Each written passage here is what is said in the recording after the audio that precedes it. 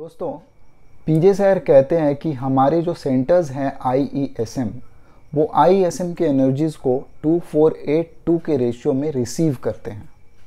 लेकिन जब ये एनर्जीज़ सारे सेंटर्स में रिसीव होती हैं और जब हम उन एनर्जीज़ को स्टोर करने लगते हैं, उन्हें ड्रेन नहीं करते, तब कुछ बहुत ही अद्भुत होता है। जब ये एनर्जी स्टोर होके 1 जेन योगा यूनिट में तब्दील होती है, तो ये एनर्जी, ये 1 यूनिट जेन योगा यूनिट एनर्जी एक नाड़ी से ऊपर की तरफ ट्रैवल करती है थ्रू द स्पाइनल कॉर्ड, जो कि सुषुम्ना नाड़ी है। और तब ये जो एनर्जी है ये सेक्शन 2, 3 और 4 तक पहुंचती है। पीजे सर कहते हैं कि ये जो एनर्जी है ये कॉइल्ड बैठी रहती है नीचे हमारे मूलाधारा चक्र के पास, और जब ये जेन योगा यूनिट एक्यूमुलेट हो जाता है तो ये एनर्जी ऊपर की तरफ बढ़ती है एक सर्पेंटाइन मूवमेंट में, ऊपर की तरफ हमारे स्पाइनल कॉर्ड के थ्रू सेक्शन 2, 3 और 4 तक।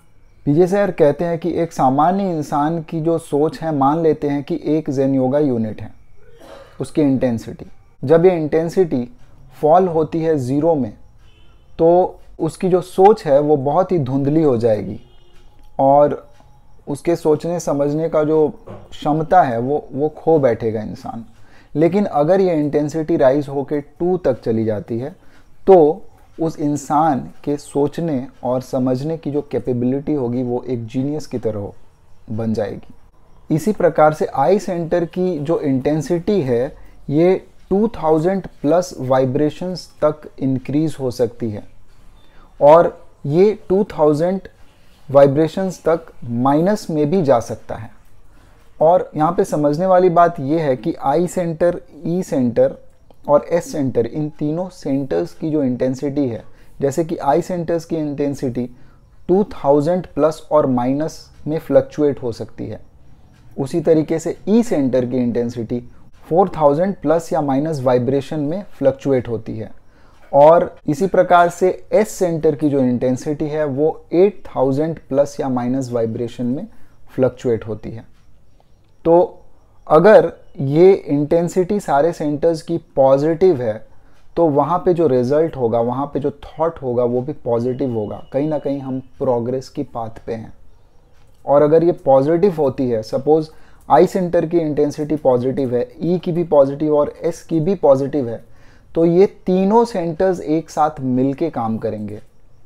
यहाँ पे आई सेंटर्स की इंटेंसिटी बढ़ेगी क्योंकि एस और ई सेंटर्स की भी पॉजिटिव इंटेंसिटी आई सेंटर के इंटेंसिटी में कंट्रीब्यूट करेगी, और इस कारण से आई सेंटर की इंटेंसिटी बढ़ेगी। लेकिन अगर आपका कोई सेंटर नेगेटिव चला जाता है तो वो डोमिनेट करेगा। अगर उसकी इंटेंसिटी सबसे ज़्यादा है, सपोज एस सेंटर है, एस सेंटर की इंटेंसिटी अगर नेगेटिव चली गई तो वो हो जाएगी -8000 वाइब्रेशंस, और उसके सामने अगर आप आई सेंटर और ई सेंटर को भी ले ले तो वो मिला के भी +8000 वाइब्रेशंस नहीं होते। तो इस केस में क्या होगा? इस केस में एस सेंटर की जो इंटेंसिटी, जो नेगेटिव इंटेंसिटी है, वो आई और एस को भी अपने, आई और एम को भी अपने साथ बहा के ले जाएंगे, और यहाँ पे एस सेंटर डोमिनेट करेगा, और यहाँ पे आपका एवोल्यूशन पॉसिबल नहीं है क्योंकि वो नेगेटिव इंटेंसिटी है, वो थॉट नेगेटिव है, वो एक्शन नेगेटिव है। तो इस तरीके से हमारे सेंटर्स काम करते हैं। अब हम एनर्जी के फ्लो को समझेंगे कि किस तरीके से एनर्जी फ्लो होती है। जब आई सेंटर की इंटेंसिटी मान लीजिए +2000 यूनिट्स है या +2000 वाइब्रेशंस है, और उस सेंटर से जब ई सेंटर में वाइब्रेशंस का मूवमेंट होगा या एनर्जी का मूवमेंट होगा तो वो हॉरिजॉन्टली होगा। अगर हम आई सेंटर में मूवमेंट हो रहा है एनर्जी का या वाइब्रेशंस का, मान लीजिए 2000 है, और अगर वो माइनस में जा रही है तो वो पहले 0 तक आएगी फिर माइनस में जाएगी, तो ये मूवमेंट वर्टिकल है। सेम सेंटर में जो एनर्जी का मूवमेंट है वो वर्टिकल है, लेकिन एक सेंटर से दूसरे सेंटर में जो एनर्जी का मूवमेंट होता है वो हॉरिजॉन्टल होता है। जैसे आई सेंटर से एम सेंटर में जब मूवमेंट होगा तो 2000 पॉजिटिव इंटेंसिटी ये हॉरिजॉन्टली मूव करेगा एम सेंटर में, और इसी प्रकार से एम सेंटर में अगर ये 2000 इंटेंसिटी और इंक्रीज होता है, मान लीजिए 4000 होता है, तो ये वर्टिकली ऊपर जाएगा और उसी प्रकार से ये इस तरीके से मूव करेगा, एक सर्पेंटाइन मूवमेंट की तरह ये मूव करेगा, horizontal and vertical, horizontal and vertical. और इसी तरीके से एनर्जी का मूवमेंट चलता है सेंटर्स के बीच में। और एक चीज यहाँ पे देखने लायक है, पीजे सर ने कहा है sudden change to high minus और to high plus and vice versa is a great shock to the body. अगर सडनली इंटेंसिटी में कोई चेंज आता है, हाई माइनस या हाई पॉजिटिव इंटेंसिटी अगर अचानक से कम हो जाती है या बढ़ती है, तो इससे बॉडी या माइंड को एक शॉक मिलता है, हमारी बॉडी शॉक्ड हो जाती है। इसका एग्जाम्पल पीजे सर ने दिया है, लाउड नॉइज और surprise suddenly moves us from wherever we are to take us high up और down, that is to a minus in the E and or M centers. Seldom does it happen that all centers suddenly fall to zero.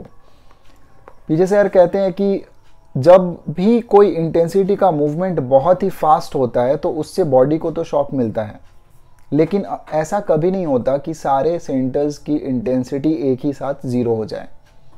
अगर ऐसा होता है तो इस किताब में लिखा गया कि दैट इज़ द एंड। इसका मतलब ये है कि वहाँ पे लाइफ एग्जिस्ट नहीं कर सकती जहाँ पे सारी इंटेंसिटी ज़ीरो हो जाए, क्योंकि वहाँ पे कोई मूवमेंट ही नहीं है, वहाँ पे कोई थॉट नहीं है, कोई वाइब्रेशन नहीं है, कुछ भी नहीं है। पीजे सर कहते हैं कि if we could see the movement up and down coiled and horizontal we would find the movements serpentine.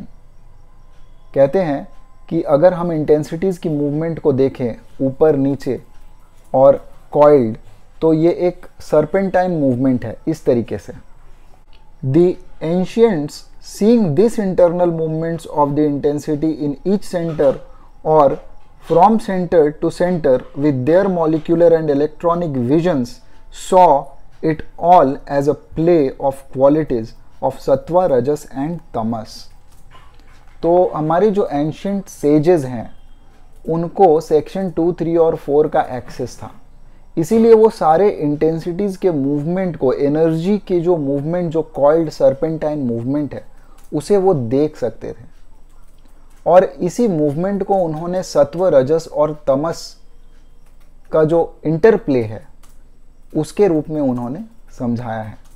तो सत्व, रजस और तमस तो आई, ई और एस सेंटर्स की ही बात की जा रही है यहाँ पे। और एक बात जानने की है कि हमारी जो एम सेंटर की इंटेंसिटी है वो कभी ज़ीरो नहीं होती, क्योंकि एम सेंटर कोई नेगेटिव एक्शन कैसे कर सकता है, क्योंकि एम सेंटर तो हमेशा ही एक फिजिकल एक्शन करेगा, और फिजिकल एक्शन कुछ भी हो वो नेगेटिव नहीं होता, वो पॉजिटिव इंटेंसिटी में ही आता है।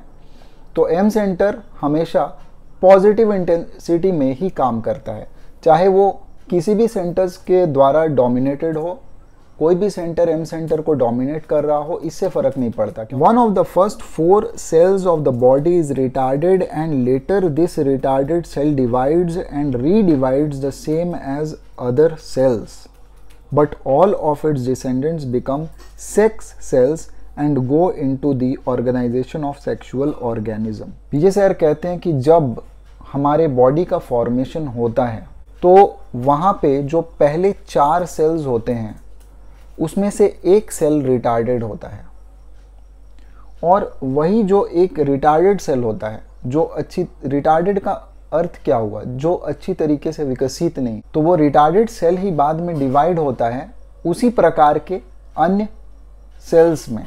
तो ये जो सेल्स है, इसका मतलब क्या हुआ कि हमारे बॉडी का 1/4 जो पार्ट है वो रिटार्डेड है, और वो सारे सेल्स जाते हैं कहाँ, हमारे सेक्सुअल ऑर्गन्स के बनावट में। Thus, we might say that 1/4 of the tremendous potential creative power stored within the fertilized ovum is later released as vital energy of the S center. और वही जो है, वो जो एक सेक्सुअल ऑर्गेनिज्म बनता है उन सेल्स से, वही पोटेंशियल एनर्जी या फिर क्रिएटिव पावर जो स्टोर्ड होती है एस सेंटर में। तो इसी तरीके से हमारा एस सेंटर डेवलप होता है, क्योंकि 1/4 जो सेल्स है, जो रिटार्डेड सेल्स है, उससे बना है वो S centre. Therefore, we find that in an average human being, the highest intensity is in the S center। और इसी के कारण से हमको ये समझ में आता है कि एक एवरेज ह्यूमन बीइंग में जो सबसे ज़्यादा इंटेंसिटी का सेंटर है वो है S centre, followed by E and I। तो S सेंटर से कम इंटेंसिटी किसका है? E सेंटर, और उससे कम है, सबसे कम है I centre. All life is colored by emotion, whether thinking, moving और sex। तो क्योंकि हमारे E और S सेंटर की इंटेंसिटीज हमेशा ही हाई रहती हैं, तो हमारी जो लाइफ की जितनी एक्टिविटीज़ है वो सारे E और S, इमोशंस और सेक्स के कलर से ही रंगी है। इसमें I सेंटर का बहुत कुछ ज़्यादा रोल नहीं है। हमारे आप देखेंगे कि 90-80% जो एक्शंस है वो या तो E से ड्रिवन है या तो S से। अगर नहीं है, इसका मतलब ये है कि आई सेंटर आपका काफ़ी विकसित है और आप इवॉल्व हो रहे हैं। तो लेकिन ये आपको बहुत ही ऑनेस्टली देखना होगा कि कौन सा सेंटर आपका डेवलप्ड है, ई है, एस है या आई है। आपको ऑनेस्टली जज करना होगा। आप अपने लिए बायस्ड होके नहीं सोच सकते कि नहीं, मेरी तो थॉट हमेशा ही अच्छी होती है, मैं कभी एस सेंटर ई सेंटर से सोचता ही नहीं हूँ, ये पॉसिबल ही नहीं है। मैं भी ई और एस सेंटर से सोचता हूँ। हर इंसान सोचता है, ऐसा कोई इंसान है ही नहीं जो ई और एस सेंटर से ना सोचता हो। इंटेंसिटी कम या ज़्यादा हो सकती है। अगर ई और एस सेंटर की आपके लाइफ में ई और एस सेंटर का रोल अगर बहुत ही कम है, तो इसका मतलब ये है कि आप बहुत ही ज़्यादा इवॉल्व हो चुके हैं। इसका मतलब ये है कि आपके लाइफ में आई सेंटर की इंटेंसिटी ने 50% जगह ले ली है। तो इन बातों पे आप प्लीज़ गौर करें। दोस्तों, अभी तक मैंने आपको सेंटर्स के इंटरप्ले को समझाया और किस तरीके से एनर्जी का फ्लो होता है एक सेंटर से दूसरे सेंटर में, किस तरीके से पॉजिटिव और नेगेटिव इंटेंसिटीज़ का फ्लो होता है, ये मैंने आपको समझाया। और इस वीडियो के अगले भाग में, इस चैप्टर के अगले भाग में, जो कि हमारे अगले वीडियो में आएगा, उसमें मैं समझाऊंगा कि कैसे सेंटर्स इंटरप्ले करते हैं, क्या वो अकेले काम करते हैं या मिलके काम करते हैं, किस तरीके से इनका काम चलता है IESM का, और किस तरीके से हम इंटेंसिटीज़ को एक्यूमुलेट कर सकते हैं, गैदर कर सकते हैं। मिलते हैं चैप्टर 10 के अगले भाग के साथ अगले वीडियो में। नमस्ते।